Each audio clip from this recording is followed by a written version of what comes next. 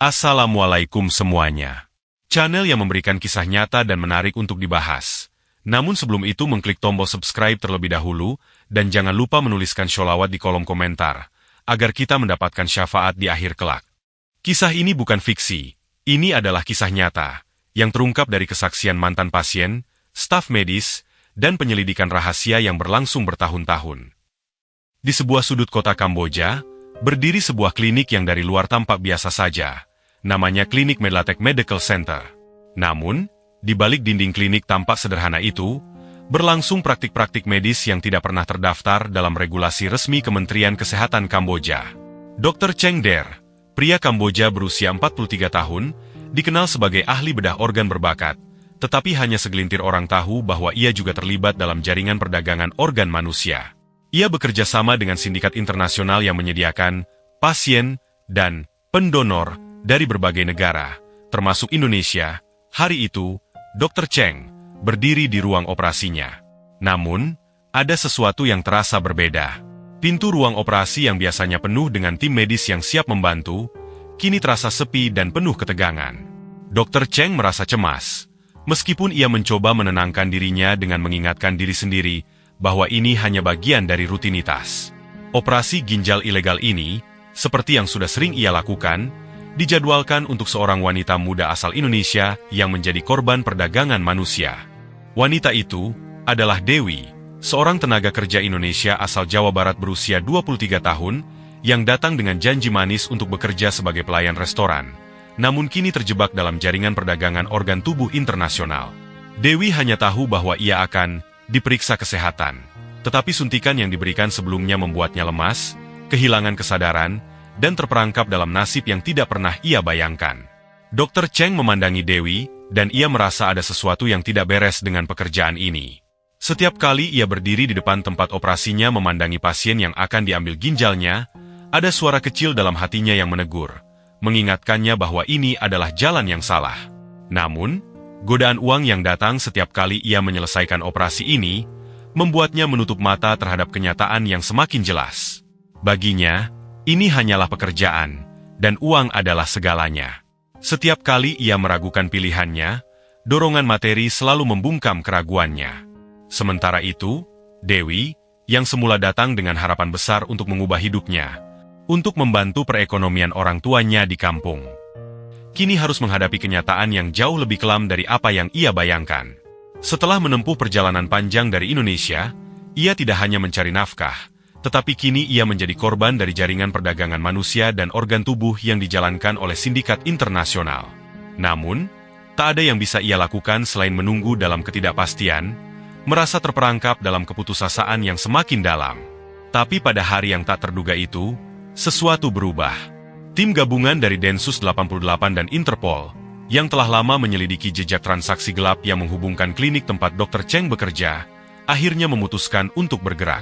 Mereka telah mengumpulkan bukti-bukti yang cukup untuk menggulingkan sindikat ini. Rencana serangan yang telah disusun dengan hati-hati pun dilaksanakan dengan sempurna. Tim gabungan bergerak cepat dan pasti, siap untuk membongkar operasi gelap yang telah berjalan selama bertahun-tahun ini. Ketika penggerebekan dimulai, Dr. Cheng baru saja hendak melaksanakan operasi. Belum sempat ia memulai prosedur, ribuan kenangan buruk melintas di benaknya. Namun semuanya terhenti saat sejumlah aparat bersenjata memasuki ruangan dan mengarahkan senjata ke arahnya. Dengan tegas, mereka memerintahkan dia untuk berhenti dan mengangkat tangannya. Di atas meja operasi, Dewi terbaring dalam ketakutan yang tak terungkapkan. Ia tidak tahu apa yang sedang terjadi, tidak tahu apa yang akan terjadi padanya. Dalam sekejap, operasi yang sedianya akan mengubah hidupnya itu batal. Dr. Cheng, yang merasa dunia seakan runtuh di sekitarnya, dibekuk dan dibawa pergi oleh pihak berwenang. Dewi, yang tak mampu bergerak, merasa kebingungan dan ketakutan, namun di dalam hatinya, ada secercah harapan. Ia akhirnya diselamatkan oleh tim Densus 88 dan Interpol, yang segera memberikan perawatan medis sementara. Mereka menyiapkan segala sesuatu untuk pemulangan Dewi ke Indonesia, dan setelah Dewi sadar, ia duduk merenung, bertanya-tanya bagaimana ia bisa terjebak begitu dalam, dan bagaimana nasibnya bisa sampai sejauh ini. Tetapi yang terpenting baginya adalah ia selamat, meskipun dengan luka yang mendalam. Tim Densus 88 dan Interpol segera membawa Dewi pulang ke Indonesia, dan diantarkan oleh tim kepolisian ke desanya di Jawa Barat. Setibanya di rumah, keluarga Dewi yang telah lama menunggu kepulangannya, akhirnya dapat bernafas lega. Mereka menyambutnya dengan pelukan hangat, meskipun di balik itu ada banyak tangisan yang terpendam. Dewi membawa pulang luka yang tak terlihat, sebuah trauma yang akan mengikutinya sepanjang hidupnya. Meskipun demikian, ada rasa syukur yang mendalam karena ia diberi kesempatan kedua untuk memulai hidup yang lebih baik. Setelah kembali ke Indonesia, di kampungnya, kehidupan barunya dimulai, meskipun tidak mudah. Dan tim Densus 88 bersama Interpol terus melanjutkan penyelidikan mereka untuk mengungkap jaringan perdagangan organ tubuh yang lebih besar. Apa yang berhasil mereka bongkar hanya sebagian kecil dari sebuah jaringan internasional yang melibatkan berbagai negara di Asia Tenggara, termasuk Indonesia, Kamboja, Malaysia, dan negara-negara lainnya. Di balik janji-janji palsu pekerjaan, banyak perempuan muda seperti Dewi yang terjebak, dieksploitasi, dan diperdagangkan untuk organ tubuh mereka.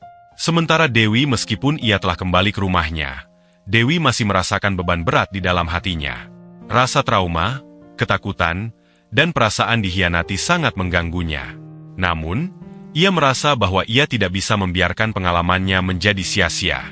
Dewi memutuskan untuk bekerja sama dengan pihak berwenang, memberikan informasi yang dapat membantu mengungkap lebih banyak tentang cara sindikat ini beroperasi.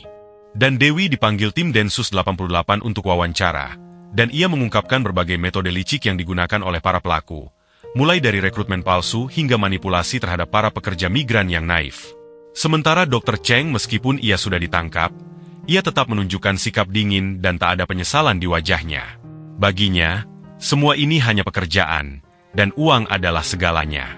Namun, dengan bukti yang semakin kuat, serta kesaksian dari Dewi dan korban lainnya, pihak berwenang berhasil membawa kasus ini ke pengadilan internasional. Meskipun demikian, meski sebagian jaringan sudah berhasil digulung, masih banyak orang di balik layar yang bebas berkeliaran, dan misteri yang lebih besar menanti untuk dipecahkan. Seiring berjalannya waktu, Dewi semakin pulih dari traumanya, meski prosesnya tidak mudah. Dengan dukungan penuh dari keluarganya, ia memutuskan untuk menyuarakan kisahnya kepada dunia. Ia ingin membantu masyarakat agar tidak terjerat dalam jaringan yang sama. Dewi bertekad untuk memberikan edukasi tentang bahaya perdagangan manusia dan organ tubuh, berharap dapat mencegah lebih banyak korban jatuh ke dalam perangkap yang sama. Dewi merasa memiliki misi baru dalam hidupnya. Dengan dukungan dana dari Densus 88 dan Interpol, ia mulai berkeliling ke desa-desa untuk menyuarakan bahaya perdagangan manusia. Harapannya sederhana namun mulia, agar tidak ada lagi pemuda dan pemudi yang terperangkap dalam jerat sindikat kejam seperti yang pernah ia alami. Meski banyak orang memandang ceritanya dengan skeptis, Dewi tetap teguh. Ia percaya bahwa jika suaranya bisa menyelamatkan satu jiwa saja, maka semua perjuangannya tak akan sia-sia. 4 bulan berlalu. Meskipun Dewi masih sering terjaga di malam hari, dihantui oleh bayang-bayang masa lalunya, ia terus berusaha untuk pulih. Ia mulai bekerja lebih dekat dengan pihak berwenang, memberikan informasi penting yang membantu dalam membongkar jaringan perdagangan manusia internasional. Berkat keberaniannya, banyak korban lain berhasil diselamatkan. Namun, jalannya tidak mudah. Ancaman terus mengintai.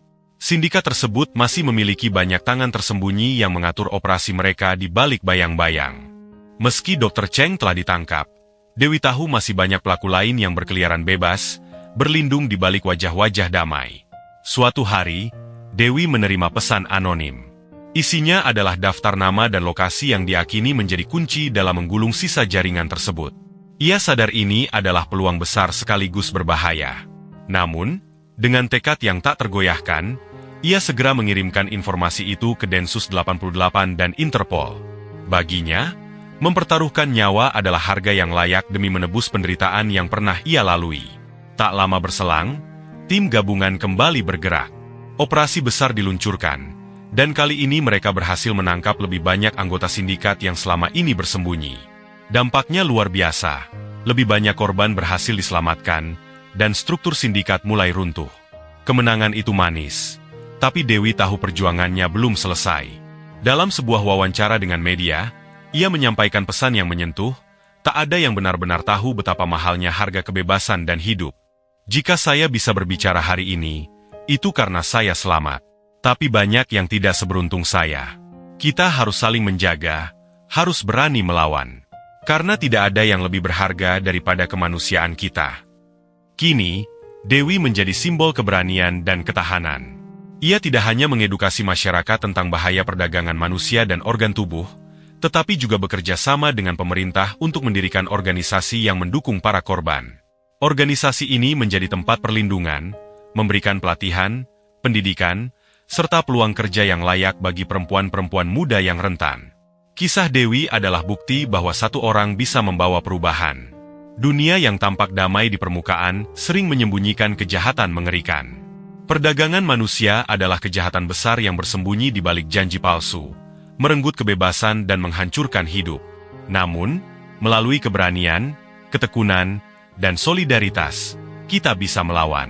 Cerita Dewi mengingatkan bahwa sekecil apapun suara kita, tindakan kita, dan dukungan kita kepada sesama, semua itu bisa menciptakan perubahan nyata.